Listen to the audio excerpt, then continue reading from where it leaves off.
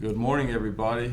This is Ferrum Football First and 10. I'm your host, Jordan Mann, and alongside me is weekly guest, Coach Grande. Hey, Jordan. How you doing? Doing good today, Coach.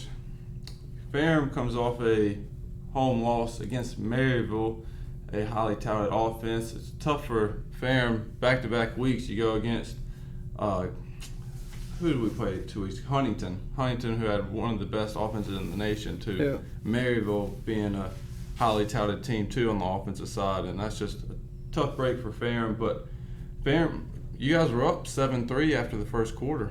We were. We battled through, some things and got a big stop on fourth down the first drive they had and forced them to a field goal and was able to move the ball and score and then actually kick a field goal in the second quarter to go up 10-7 and that didn't last. But going into half down by a score, felt pretty good getting the ball coming out in third quarter and seeing where we'd be as we pushed the thing to the fourth quarter, but it didn't quite happen that way. Yeah, I saw Tyler Morgan actually had a pass for 17 yards, fake punt. Yeah, in the fourth quarter, we were down a little bit. We've been working on that. Usually those plays, if they work, you've done weeks and weeks before you actually execute it in the game because you just don't get the reps. And situationally, I felt good about the execution of it the last couple of weeks and just take an opportunity to try to get a little fuel in the fourth quarter to maybe make a run at them, create an opportunity to win the game.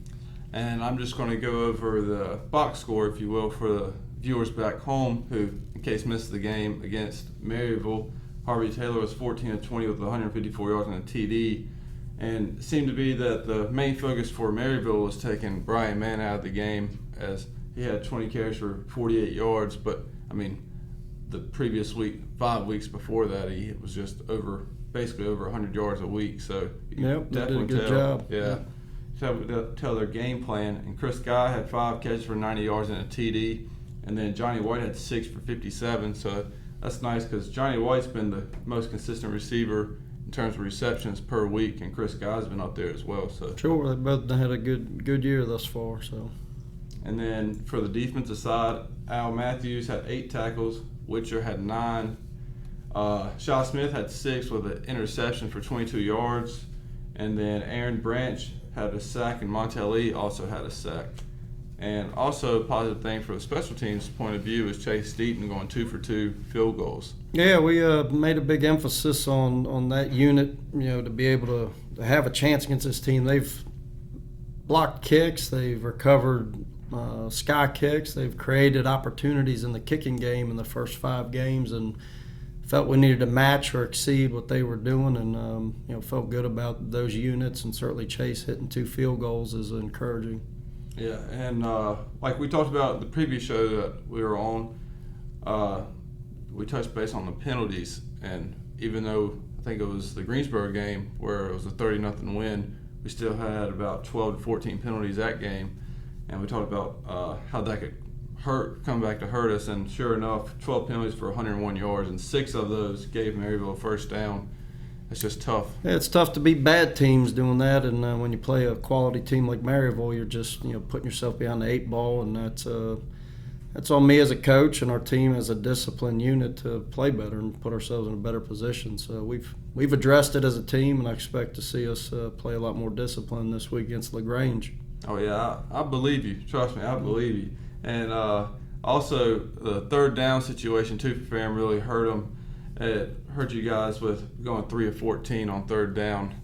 Because as a coach, what is like a percentage do you think is good for third down? Well, offensively, you like to push past 50%. You like to be, as a goal, trying to win on half of those. And some of it has to do on first and second, whether it's a manageable third down. But we certainly aren't close to that goal in this particular game, and it's again something we got to continue to work on and practice and execute in games.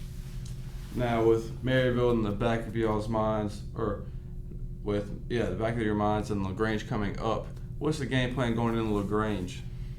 I've said this week and week, every week we talk, it's really us. Yeah. And those things you mentioned are paramount in our success, and our guys have had a great week of practice, and they've responded to success, and they've responded to the recent setbacks we've had, positively on Monday and Tuesday, and expect a good Wednesday. But, we got to play smarter football, and the penalties are certainly an issue, and we've got to execute and, those money downs, we call them, with third down, both offensively and defensively, getting some key stops that we didn't get last Saturday. Yeah, I think you guys can do it. It's a road game at LaGrange. If there's any viewers, Ferrum alum or Ferrum fans that are down there, LaGrange is coming off a 55-13 loss at Huntington last Saturday, where their quarterback was 25 of 37 for 286 yards and a touchdown. And LaGrange and Ferrum play each other 4 times total. LaGrange is winning the series 3-1, with Ferrum's last win in 2012 by a score of 48-24. But hopefully that will change on Saturday, as your Panthers will play at LaGrange. But in 2 weeks, for homecoming, Ferrum will host Methodist, and we'll touch base with that a week from now. So I am Jordan Mann. This is Ferrum Football First and 10. You have a great day.